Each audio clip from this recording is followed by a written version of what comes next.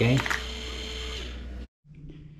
Okay, last year I got opportunity to go fishing a lot during the Christmas break, but the weather here in California did not let me to do that. You know, school break, spring break, baseball break, you know, that's why I got a lot of opportunity to do some fishing, crabbing, whatever I want to do on using this kayak.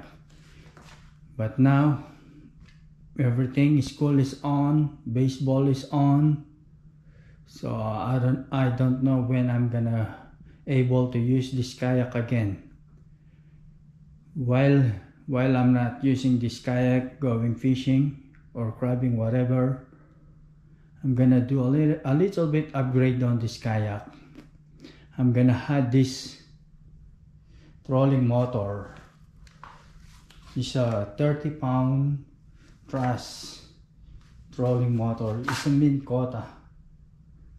So I'm gonna add this kayak, this trolling motor right here. I'm thinking to put it right here. Right there, I'm gonna remove the anchor mount. So, well, I'm gonna give you a little bit tour to my kayak first before I talk about what I'm gonna do on this trolling motor. Everything is right there. All I need is right there. So here, this is my setup. This is kayak wheels. I made this one. If you're wondering how I made this, you can watch my video. It's really good kayak. Kayak wheels. It helps me a lot to carry this kayak. And this one, this is all Yak Attack fishing rod holder. This one. Yeah, and then this is my GoPro camera holder, and I had this one too, just so I can mount this, so I'm no longer using the camera, cell phone camera. That one is perfect enough to get a good video. And I had the fish finder, simple setup. It's a Humminbird LX5. Simple setup. I'm not a big fan on putting a big hole on the kayak, so I just mounted right here. And this one, the transducer. I mounted this transducer right here. Right here. I'm not okay with that, because the way I load my kayak I'm not comfortable. That's why I decided to put it right here. So I'm good with this. It's not gonna get broken. Once I'm done fishing, it's just gonna do that, just like that. If I put the transducer right there, I'm just gonna drag it. The way I load this kayak on the trailer is not good, so I decided to do this. It's much better. See, after you fishing or going to the water, do this. Then once you are in the water, just do that. So ready to go, you can fish. You can fish after that. Okay. This is an anchor. I like fishing in Sacramento River because the water current there is too strong. That's why you need the anchor. I made this one too. This is all the way here, right here. And I have single paddle. I don't like the two, so I like using one. That's why I have only the single paddle. Fish net, cooler. I like this cooler. I can keep the fish alive because I put the air bubbles here. Crab, I can keep the crabs alive because of this. See, I like that setup right there. That small cooler, perfect enough to get to keep the fish alive or crab alive. Yeah, this is my anchor. I used 3 types of anchor.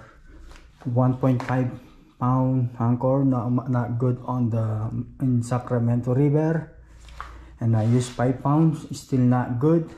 And this one 8 pounds and perfect. It's not gonna drag me. The current, the water current in Sacramento River is too strong. That's why I choose this 8 pounds. That's perfect.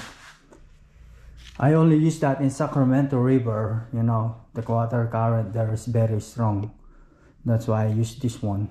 But every time I go crabbing, I'm not using this because it's different there. Different on the sea. You know, the wave, you know, it's just gonna flip over if I use this anchor. Alright guys, this is it. I'm gonna show you what I'm gonna use. Alright, I'm planning to go fishing at night, so I'm gonna have these lights. I'm gonna have those lights someday I might gonna go fishing at night. So everything I need to make a trolling motor on my kayak is they're all right here. Hopefully this is everything is here. If I need to buy more, I'm good with that, but this is the only cheapest way I can do to install the trolling motor on this kayak. So I know you can buy a trolling motor, but they are very expensive, so I'm thinking to do it by myself. So that's the only way I can do it. It's a cheap way to do it. Hopefully I can make it happen, and we'll see how far I can go. But I'm gonna show you how this thing works. That's the one I'm gonna put this one right here. It's gonna go, this trolling motor is gonna go up like that once I'm done fishing. It's gonna go like that. I'm still thinking about it, if it's gonna work like that, but we'll see how far I can go. And I'm just gonna show you how this thing works. I have the remote control, whatever.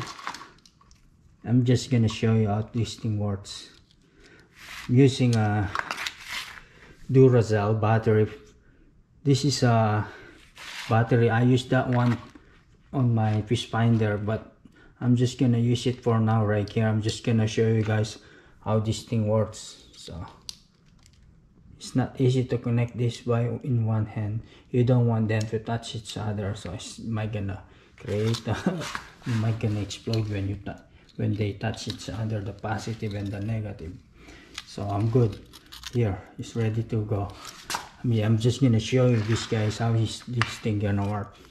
If I want him to go up, there, just press this button up. If you want him to stop, just press this one. You know, easy. Right, stop. If you want to go down, press this one.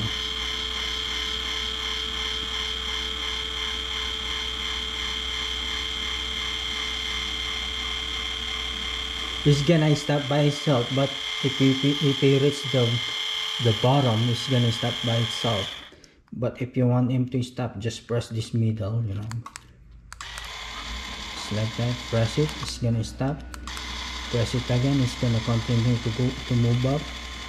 So just like that. If you want him to stop, just like that, down. See, very simple to use it. This is the one I'm gonna use it there. If this thing is big, I might gonna buy the small one, but for now I'm still thinking how to add this one to that one. How to connect them each other. So just like that. Okay, for now this is it, and we'll see how far I can go. If I can, do you think I can make it happen? We'll see, guys. Just watch my video and you're gonna see it, if it's gonna work for me or not. All right.